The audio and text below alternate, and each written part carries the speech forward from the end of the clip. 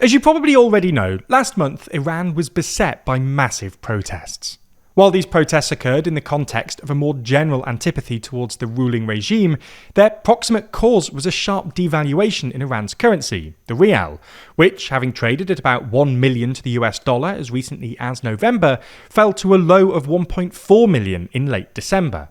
This sparked the first set of protests with merchants in Tehran's Grand Bazaar, who complained that they could no longer afford certain imported goods, which promptly spiraled out into a wider push for regime change. However, despite the fact that this devaluation ultimately produced perhaps the most serious challenge to the regime since 1979, in the past month or so, the rial has continued its decline and is now trading at a new low of about 1.6 million to the dollar. So, in this video, we're going to explain why Iran's economic crisis is still getting worse, why it's hard to see things getting better anytime soon, and how this might affect the regime's decision-making in the near future.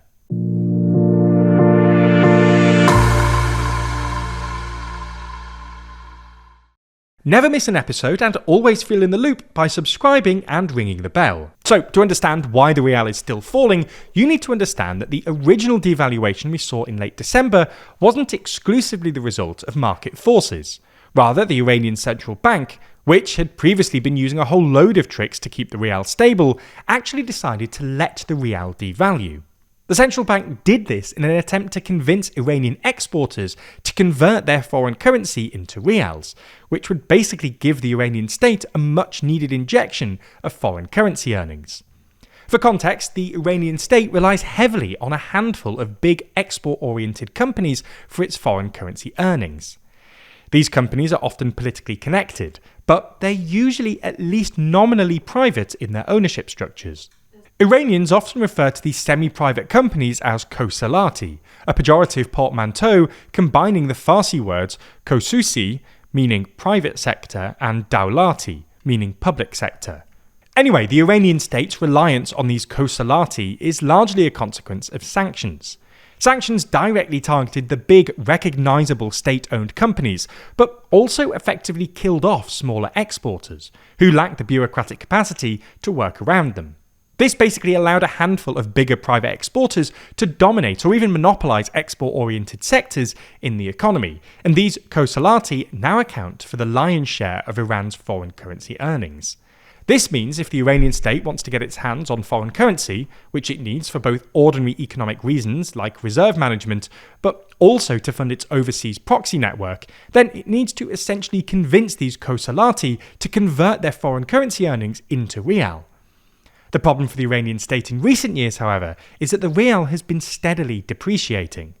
This is largely a consequence of inflation, which has been running at about 30% for the past couple of years, dramatically eroding the rial's purchasing power.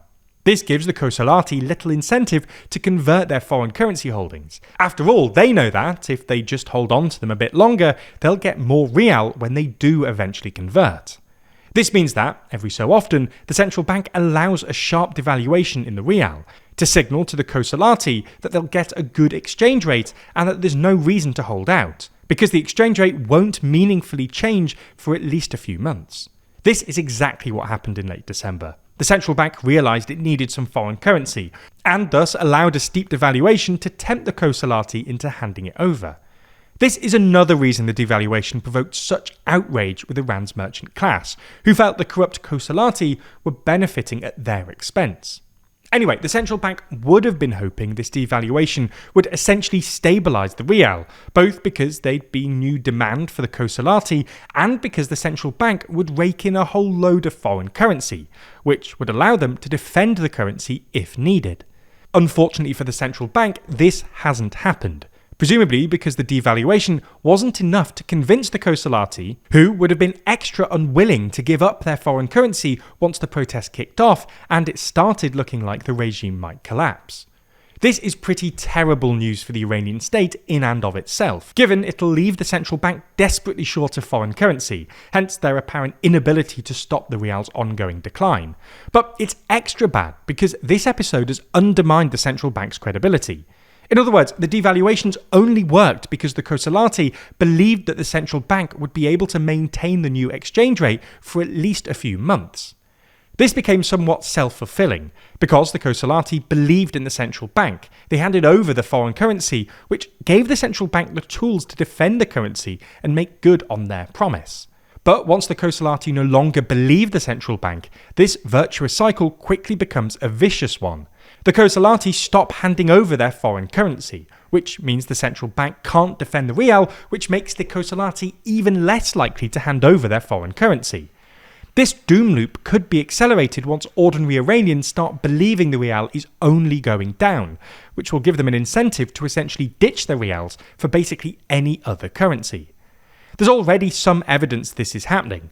In November, the central bank announced that capital flight, that is, Iranians moving their money out of Iran, reached an all-time high in mid-2025, the latest period for which data is available, with an estimated $9 billion leaving the country in just the second quarter of 2025, about double the rate we saw in 2024.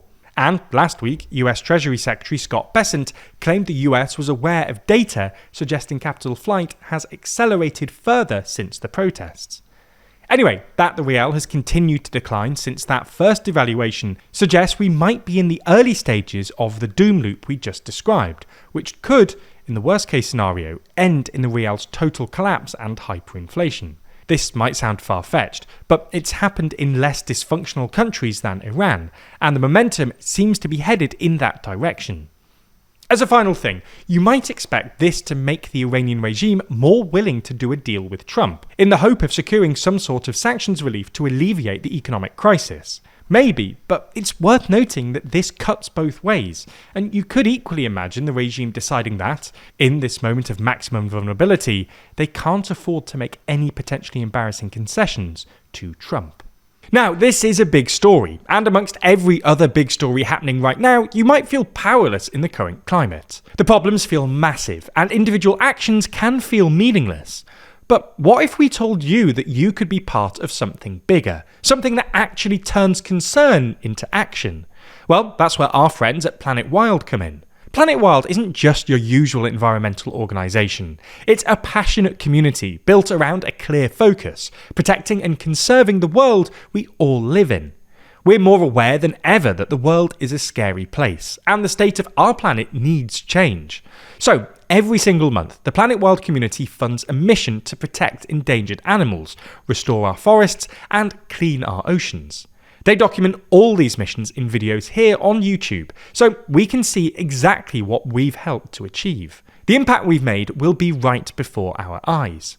From cleaning up Mumbai's plastic river to protecting Europe's last ancient forest, and even saving elephants with the help of bees, Planet Wild will stop at nothing to make the world a better place for every living being on it. So, where do you and I come in? Well, by becoming a member, we're directly funding a brand new nature mission from the comfort of our own home. We support, they execute. If you want to join the growing community making a real difference, Planet Wild is the place to be. Big or small, your difference matters, and you can contribute as little as $6 a month to help protect nature. We're big fans of Planet Wild, so much so that the first 100 people to use code NEWSGLOBAL2 will get their first month paid for by us. Just scan the QR code on screen or click the link in the description.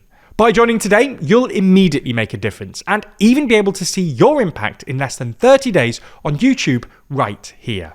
You can cancel your membership at any time, so there's absolutely no catch, just an easy and remarkable way to create real and lasting change. If you want to see them in action, check out their mission at cleaning up Mumbai's plastic river.